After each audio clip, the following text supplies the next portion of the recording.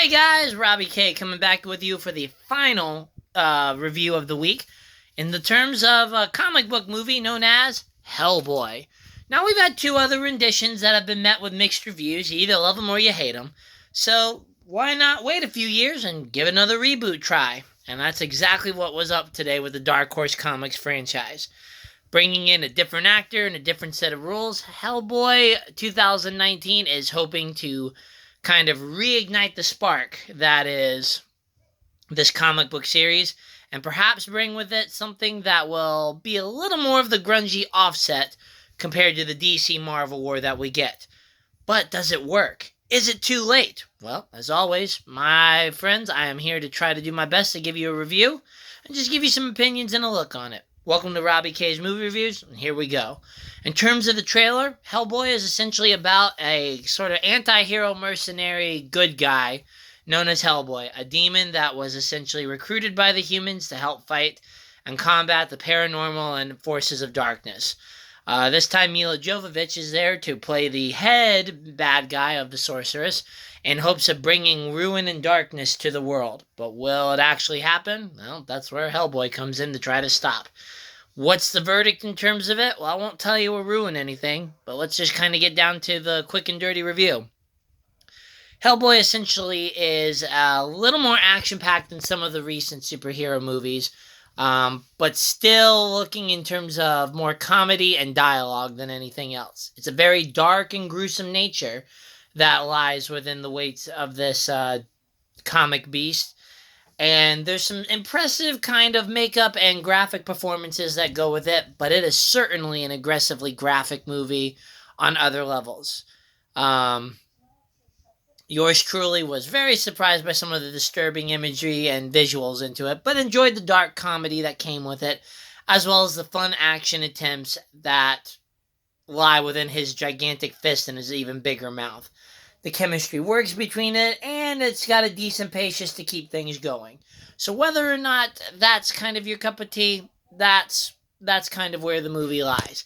It's definitely not the best and has some faults, but I don't quite think it deserved the less than 10%, 13% that a lot of people have given it. I definitely don't think it's the best comic book movie, and maybe that's where the standard's being held, but in its own right, it's a good comic, gothic action flick that does its job of being disturbing and portraying the layers of hell. And I think for that, that's kind of where you have to hold the movie to its standard. In terms of the scores overall, well, here's what I've got for you. I would say in terms of its action, adventure, fantasy, and darkness, I'm probably going to give it about a 6, to be honest, in terms of the categories. More on that in the likes and dislikes section if you stick around. Movie overall, that's probably where we're getting around the 5 range. And it's again that I didn't hate it, but there's more to the story. Now, if you're wishing to stick around, we're going to go into more details. But if not, thank you very much for checking in. As always, I appreciate feedback to kind of make these better. And we'll appreciate any kind of words of wisdom that people can help me with to make these better reviews for you. Now, in regards to kind of my likes and dislikes, well, here we go. Starting on a positive foot, I gotta say that I did enjoy Hellboy's comedy. There's some very well-timed moments and some very cheesy kind of portrayals that come in that break up the monotony and the very aggressively dark components that lies in this film. It brings with it a lot of sarcasm, dry wit, and sort of those semi-slapstick facial expressions that really work in just trying to break up things. In regards to kind of some other stuff, I think the acting was fine, at least in some of the characters. I really enjoyed the girl who played Alice. I think she was probably my favorite and probably the best approach, taking on the very quirky and odd role that she's put into. If you're not a fan of the series and don't quite know her powers, this little girl has a lot more spiritual side to her than most people do. And that kind of leads you to wondering whether or not she, what secrets she hides. And she does a very nice job of kind of playing that awkward teenage phase meets the awkward set of circumstances. I think in terms of the guy who played Hellboy, he did a pretty nice job. Ron Perlman always holds a special place in terms of his portrayal, and I myself really have him as kind of a standard set for it. But I think that Mr. Morgan did a very nice job with the role, adding sort of that loud, laud, very exuberant Hellboy that is still sarcastically dry, but quite not as monotone as what Perlman did. And I like that dynamic with it. In terms of some other things about the characters, I gotta give them props for the makeup and the computer graphics. The character design was definitely probably the strongest point of this movie, in my opinion. And just that, some of the prosthetics came out wickedly awesome, especially in terms of some of the if I can say it correctly, antagonists. I think that they came out looking very good with some of the makeup and prosthetics to give you horrifying chills and spine tingling disgustingness in terms of just how they were designed. In terms of the computer graphics, again, you can definitely tell there are moments where they're fake, but I gotta give them props that they've got some realistic looking demons and monsters kind of coming into the play. And of course, while maybe not the most unique in terms of some of the secondary things, their tensions and their diversity with the creatures that they design, I gotta give them props. Very, very video game like quality comic book that fits very well within the universe. The setting itself, in terms of some of the other components that are visited in this movie, I believe were very well done in terms of just kind of expanding onto Hellboy's world more than what we saw back in the day, and really kind of giving you this idea of all of the organizations involved with it as best as I want to go without spoiling anything. I would say that the action scenes surprisingly are a little better than some of the more recent comic book movies. Maybe not quite as flamboyant and aggressively action packed as Aquaman, but a nice balance that shows the darker side with some gunplay and some fist fighting. I don't think it was the best overall, but it's a sure as heck better than some of them and not quite as one sided, though still finishing up very quickly.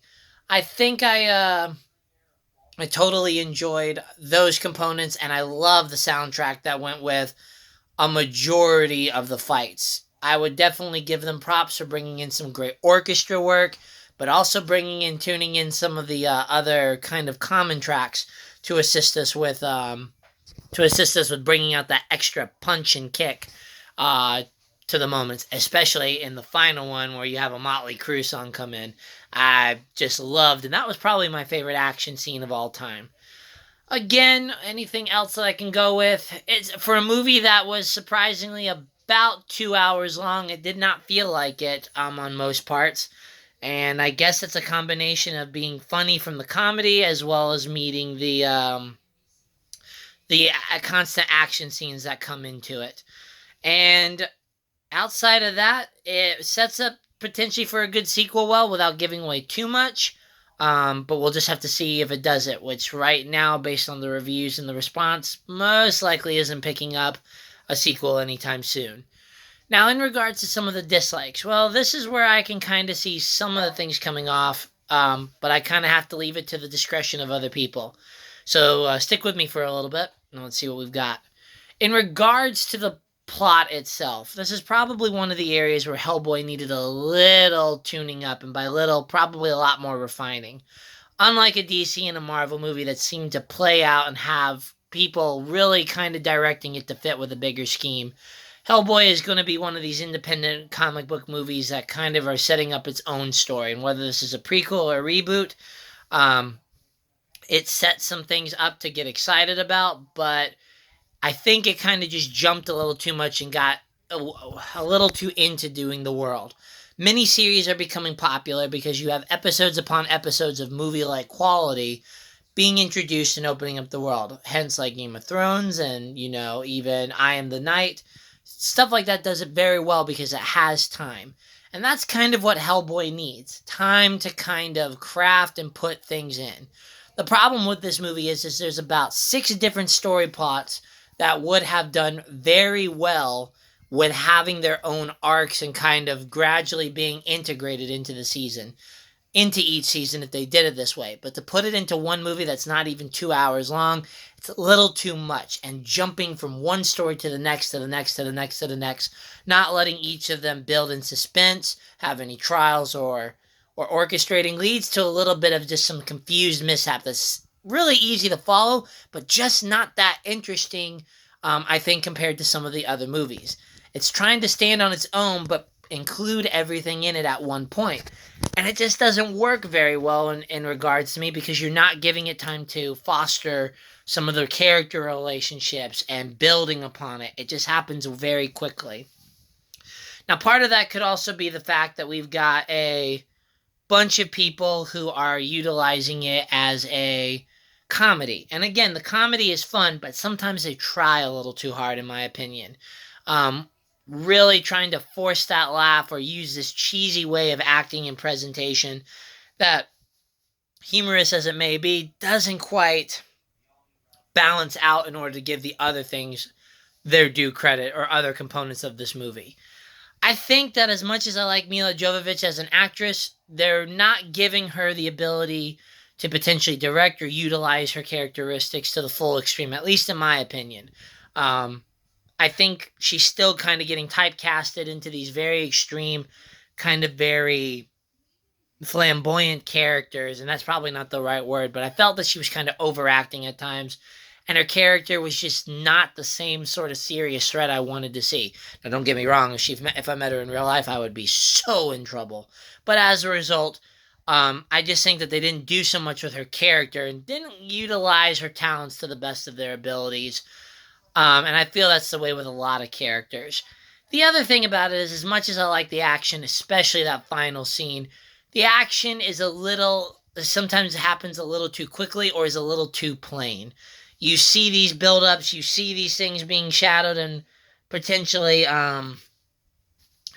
brought to full light, and then they kind of just fizzle out.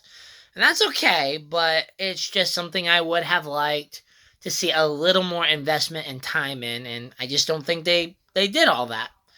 Anything else in terms of it before I get to kind of what I think is going to be the biggest dislike? I would say one of the things is, if you've got very sensitive ears like me, and loud noises can really give you a headache, you got to be careful when you go into this. I myself was not the biggest fan of the amplitude and intensity of the sound effects. I'm not saying that there's anything wrong with them, but if you don't like your ears being pushed to the brink of going deaf and having rings, you need to be very careful because that was not a quality I enjoyed. Outside of those, I guess the problem is that compared to the other two, it's not feeling all the same about the Hellboy presentation that they did. You know, back in the day when Hellboy was coming out, yes, it was dark and it was creepy, but it was contained. And I think that this is going to bring me into my biggest one. This one didn't quite have that same feel because either Hellboy and his group were a little too comedic, or perhaps it was that it was a little too not so much gothic as it was disturbing, which I guess brings me to my biggest thing. Perhaps a lot of people don't like about it, and I've got to go back and read fellow reviewers, so I apologize. I normally do this a little bit in advance. But I have to kind of say that one of the other things that may turn reviewers away is the aggressively gory and destructive nature to this film. Throw that confusing story in and you're finding just a major bloodbath upon a number of things. And with very sloppy transitions and very quick transitions, you're just going from one bloodbath to the other. It's simplistic. It's just not doing all the kind of right that I think that they were looking for. And the extra gore factor really kind of fits into this dark comic book universe, but it's not what needed to be the focus. And I kind of think that there were a lot of scenes geared towards this dismemberment, this destructive pulling of various organs out of bodies, mutilating corpses, and some very disturbing body movements that would give a lot of horror movies a run for their money. And again, it fits well, uses technology well, but at the same time just became a little too much of the focus in my opinion. And I think when you take some of the other dislikes and kind of errors in storytelling and pacing and plot, I think that's where I can garnish a lot of people not enjoying this film. So let's kind of wrap this up again. Overall, the visuals, the storytelling, and the creativeness are there. It was a strong, imaginative pool to kind of wade in with a lot of things that they were trying to do, in case this movie didn't quite live up to it. But sadly, the independent film franchise over this way didn't quite work because the balance is thrown off, not only in terms of the storytelling, but in terms of character development, some action, some comedy, and most importantly, the gore factor. Now, again, it's a movie that can definitely stand alone, and it will fill your potential comic book deficiency in movies for about a week and a half if you really need to. But I think Shazam is going to be your better pick for the month of April until Avengers Endgame comes out. You want to give it a try? It's got theater quality components to it, so that would warrant her going to the theater. And I really don't think it was worth a 10%. But again, I got to go back and read other reviewers and see what they said, because maybe I missed something. Anyways, guys, that's my review on it. I hope that this helps a little bit, but as always, anything I can do to improve on this would really appreciate the constructive feedback. Until then, this is Robbie signing out, and we'll talk to you soon. Bye.